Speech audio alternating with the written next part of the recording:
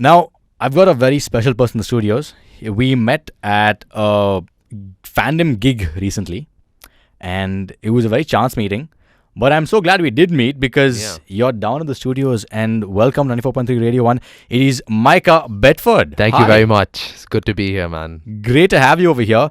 Now, Micah Bedford is an upcoming runner musician who produces, sings, and raps as the journey leads him. He's just laughing at me because my laptop made a noise.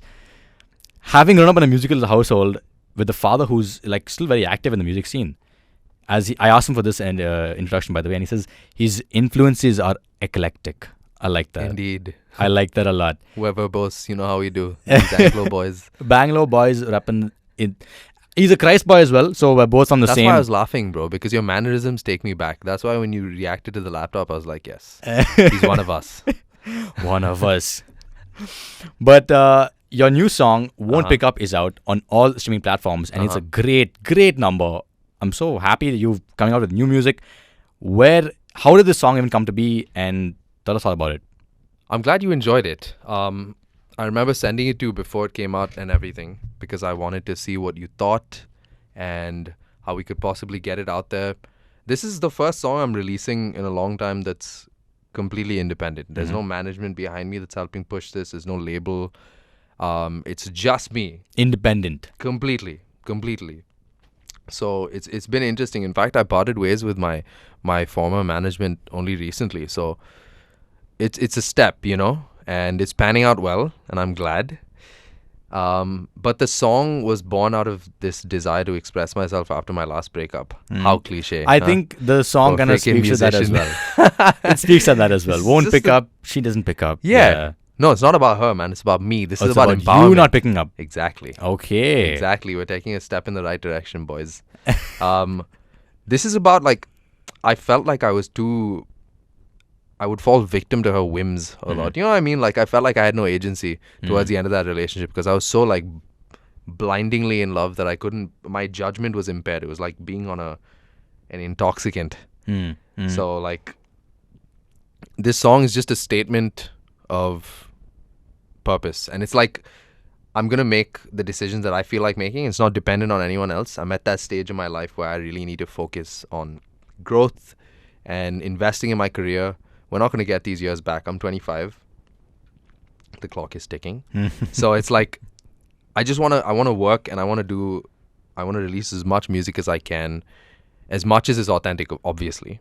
Right? You said 25 and the clock is ticking, right? And there are so many guys around the studio that are not, our age, and there's man, you guys are so young. You got so much ahead of you. That's what they say. But we don't feel that way at all. No. I feel like the clock is ticking, and I'm getting older, and I see people my age doing so much more. And I'm like, bro. Facts, man. And I felt like a boy until I was 23. Not gonna lie, I really did feel like a boy. But there was a moment when 24 came around, I was like, this is adulthood. There's no denying it anymore. When I see this number, I know it's adulthood. You can't mince it any other way. You know what I mean? Yeah. 23 is still you're a small boy. That's why the women talk to us like that at the restaurants and the bars. It's really annoying, which is nice. We don't have to deal with that anymore, which is great. But I'm laughing because I'm 23 here. I'm just Are you? Yeah. You were the patch below me at Christ, yeah? Yeah, we were. Adds up. Yeah, Christ was a wild trip. It was good fun. It was madness. I dropped out. But anyways, just... Only the real ones do. I'm glad you think so. It's me and Tintin. It's a club of two.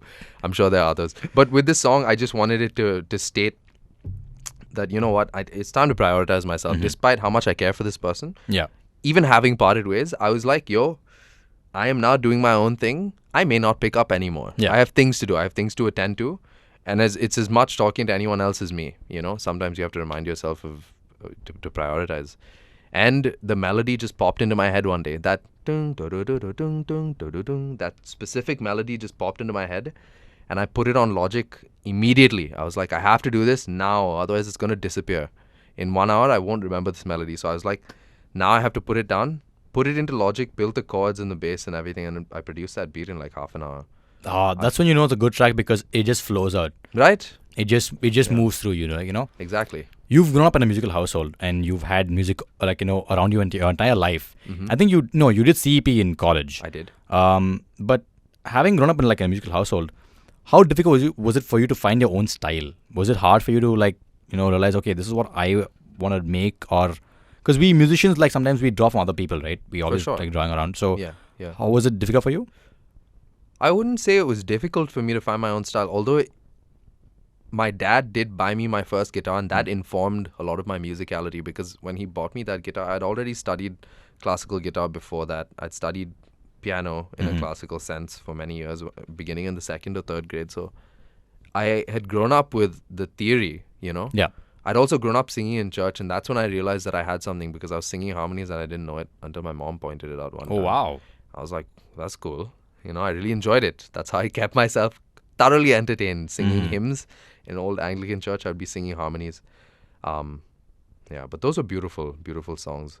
My dad bought me the guitar when I was 14, and he taught me the very basics, and after that I just used what I knew and what I wanted to do, and the technicality and the dexterity I already had in me to just like go off on this path. And I went down a very like classic rock / blues / jazz. Yeah, for sure. And that was for a few years. And I initially just wanted to be a rhythm guitarist in a band, because I love chord voicings and I love how much you can communicate with a well-written chord progression, one that's thoughtful, because you can put so much into it, right? With just 3 notes that make up a chord, you can convey so many nuanced emotions. So I've been down the Bill Evans, Miles Davis jazz route with the obsession with chord inflection and inversions and everything. But my dad was like, son, you have so much more to what you're able to do. We know that you can sing. You should be a front man. And we had a fight about this, because he was angry with me that I just wanted to be a rhythm guitarist. He was like, you have so much, you're wasting it. This is ridiculous. Like, you should be a front man. Why do you want to just stand behind some other guy? I think it was like a moment of fatherly pride. He was like, you need to be in front. And at the moment, I was like, what are you talking about, man? You don't have any idea. But as the years passed after that, I realized that he was completely right, and I wanted to do that. There's so many different aspects. And growing up in a musical household definitely helped with that. Yeah. I think just hearing my dad's band practice in the back when I was a baby and all of these random things, you don't even realize it until you get older, but that informs your foundation so much. Yeah. Like, I know the difference between a right note and a wrong note by intuition. I never needed theory for that, and that's completely a result of just being exposed. That's beautiful. Yeah, I consider myself lucky. I think a lot of people are fortunate that way, to grow up in a musical household and actually continue that path. Absolutely. A lot of guys, like I had Sukrut down like a couple of months ago, who also grew up in a musical household, classic music, and he's still doing it. He's still on that grind of making music, and he's just like, he told me, it's not about what you do right now, it's how long you can do it for. Right. It's the sustainability of you trying to be, okay, I need to do this for like a good, for the foreseeable future at least. And I think that's the trick that people are still trying to figure out. Yeah. And that's how you get to that top like 10% once you really put in some time, and it just becomes intuition. Yeah. That way, I feel like the music scene in India is picking up. What are your thoughts on the music scene? How is it? Where do you see it going? And So 2 years ago when I released my first EP, it's ridiculous how it's growing because it's exponential. There's new people coming in. Yeah. And the people who've been doing it now for even a little bit of time, like me, right? It's gotten to the point where even if I go to random venues for someone else's gig, inevitably I meet a handful of people who know my music, and I wouldn't consider myself famous. I think there's like... What lies? When I met you at that Kayan gig, I was like, dude, it's Micah Bedford. Like, I knew who you were. I was like, dude, oh shit, hi, dude. That's dope. That's awesome. Yeah, that's true. That's true. You knew of me, but I feel like, it's growing. My point being, actually, that proves my point perfectly. Like the fact that I've only been doing it 2 years, and it's spread through our circle, albeit small. Not a huge circle, the people that listen to English hip-hop and stuff in India. But we all kind of know each other. This is a good number, but it's a tiny percentage of the population. But even with 2 years of work and releasing music and dedication, it's just grown so much beyond what I could have imagined. And the other guys who've been doing it longer, Suraj has been doing it for like 7-8 years, Hanuman Kind. He's doing bits right now, dude. Like, there's no one who's doing it at that scale from the south, at least that I know of. And Yashraj is doing some crazy things a little bit further up north. There's some key players who are coming into it. And I see my trajectory taking me places if I just keep at it, Yeah. It's not even a pompous thing to say. It's just that people are paying attention now, and this scene is burgeoning. Definitely. So like something is happening. You know, it's just have to keep exciting, at- dude. It's It is. very, very exciting because I'm so happy that it is happening, because the music scene for me, it's not about what's happening in America. It's what's happening in India, and it's picking up.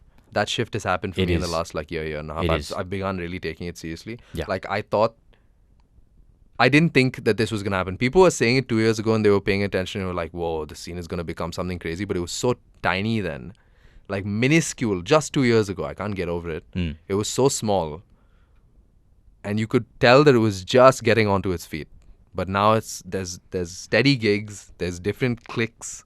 It's I all think the necessary pandemic in was music the industry. the pandemic was the it was holding people back. The gigs, everything, and people Yeah. were now it's getting serious, and I'm Absolutely.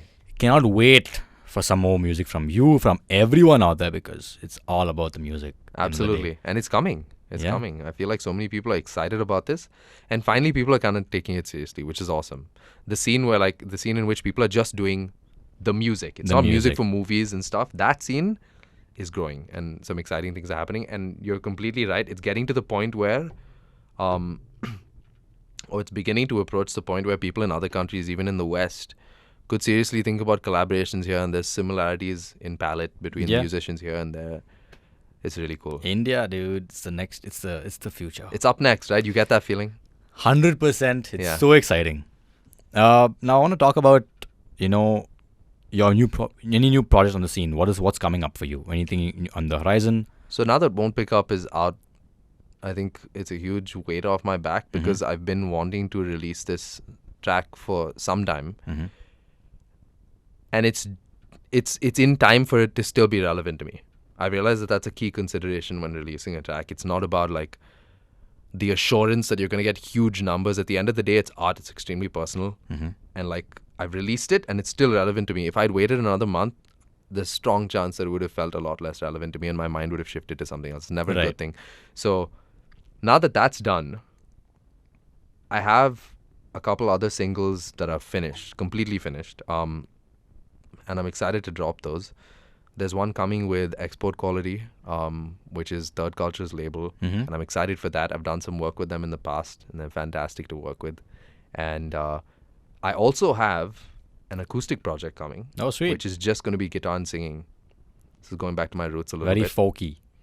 Bob Actually, Dylan it's gonna be like some post-punk, like slightly angsty at moments. You know, Oh. very raw. Like, obviously, impeccably mixed. I trust my sound engineer to do that. It'll go through analog. It'll do all of the stuff that we've done with the other records. But in terms of arrangement, it's gonna be stripped down. It'll just be my guitar and me singing, and that's what I did for like 4 or 5 years before I touched anything else when I was a teenager in my bedroom.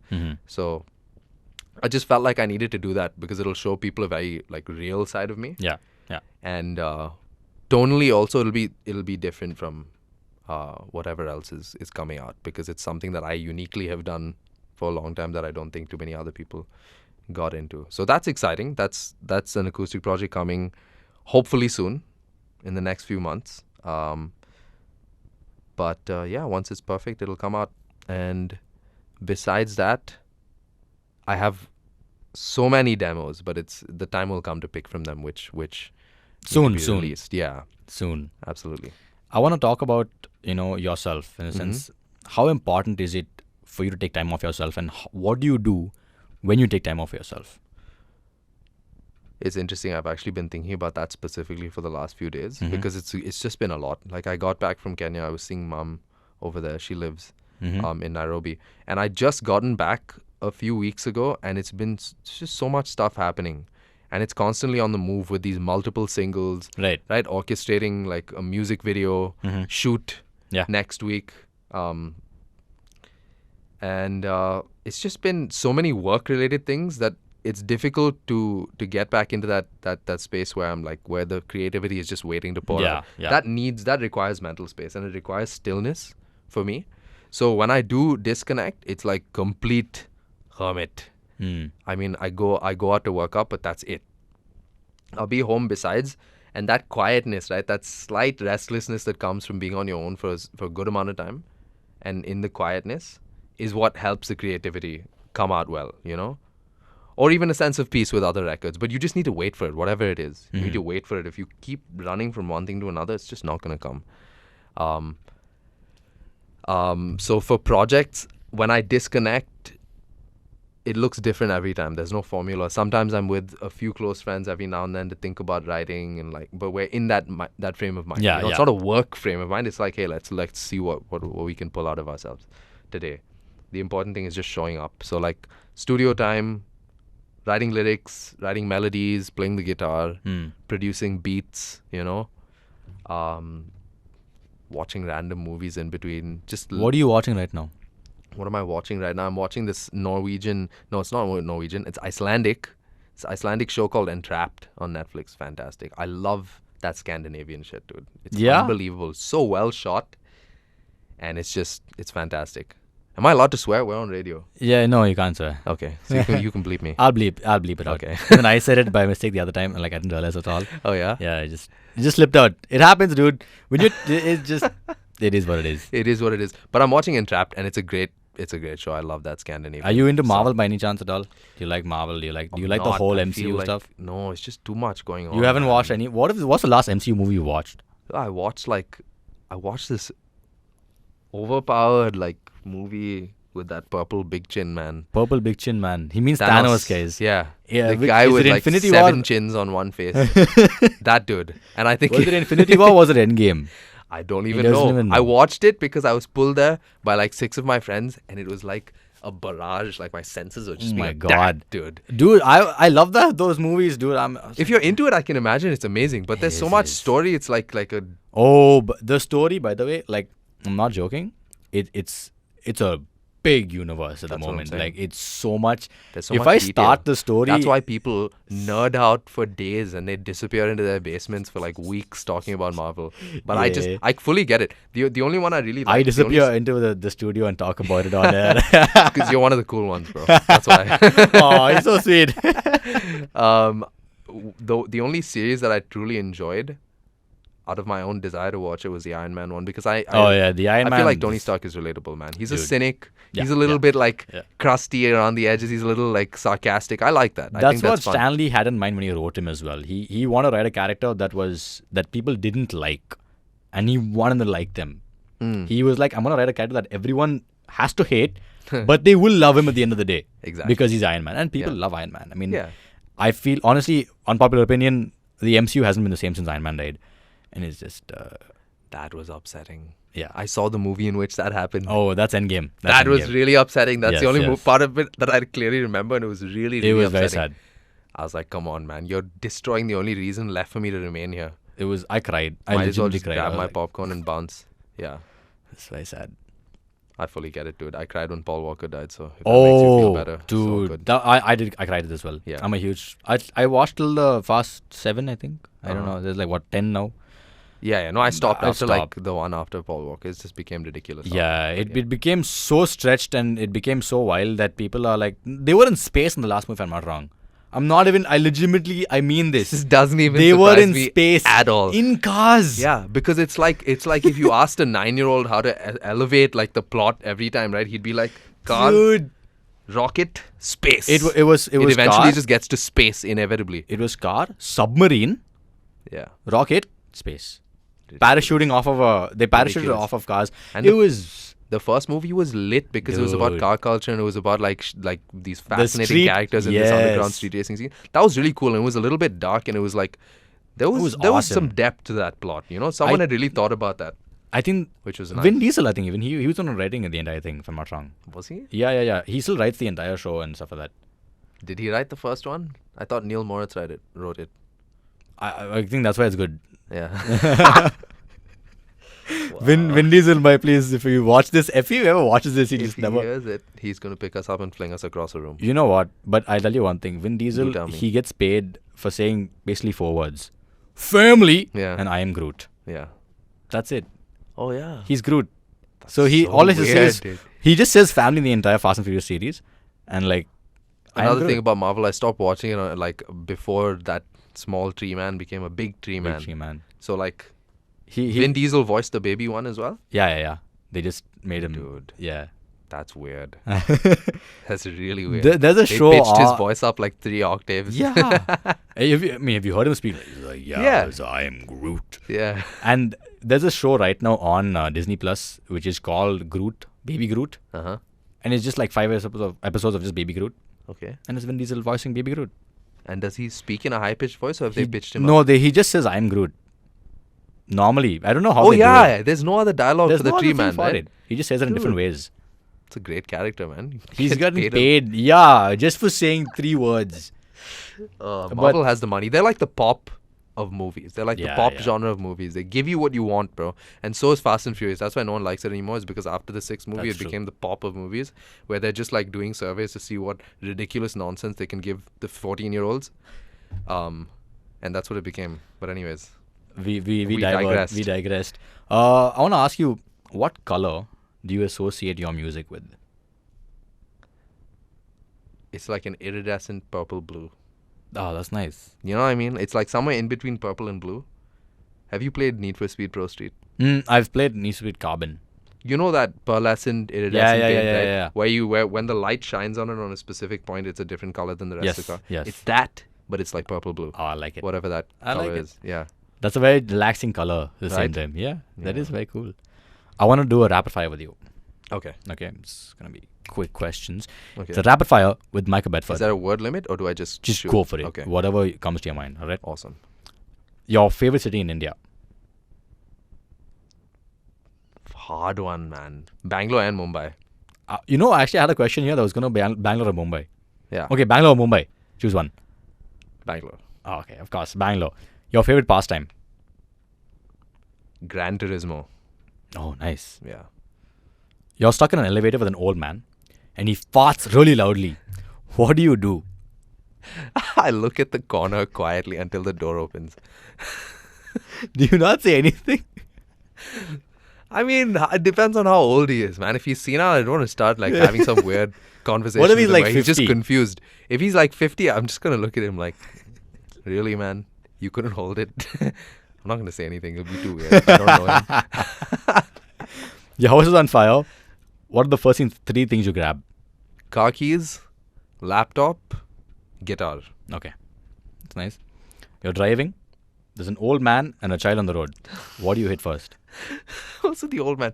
I hit. Oh man, I'd sacrifice the car, bro. Straight into the pavement. Dude, you hit the brakes. Oh, nice. Will it slow me down in time to save the? You just hit the brakes. We'll see what happens after that. I mean, Wow. yeah. It's terrifying. Okay, name 3 things that start with M. Machine, Mastretta.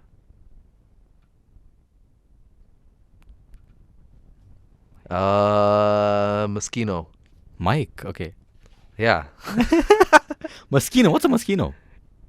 Moschino is it's like a perfume sales, like it's a perfume company, or it's like a fashion label or something like that. Yeah. Brand represent. Yeah, for sure. Okay, rank in order of chillness. Okay. Clifford, Okay. Kayan, Ranj, Lee. Okay, which, as in like, is the far end the most chill, or is the beginning? It's most ascending order. It's ascending order. Yeah. Say the names again really fast. Clifford, Kayan, Ranj, Lee. Kayan, Ranj, Clifford, Lee. Oh, nice. Uh-huh. Hey. This is a subtle plug for my boy. Dude, it was Yeah. so nice meeting you. And your song Won't Pick Up is out on all streaming platforms. It's a great song. If you have not checked it out, do check it out. The link is in the bio. I've got Micah Bedford in the studio. And Yes, sir. thanks for coming down, dude. Thank you. It's been a pleasure. Thanks, Lee. It's been awesome. Cool. 94.3 Radio 1.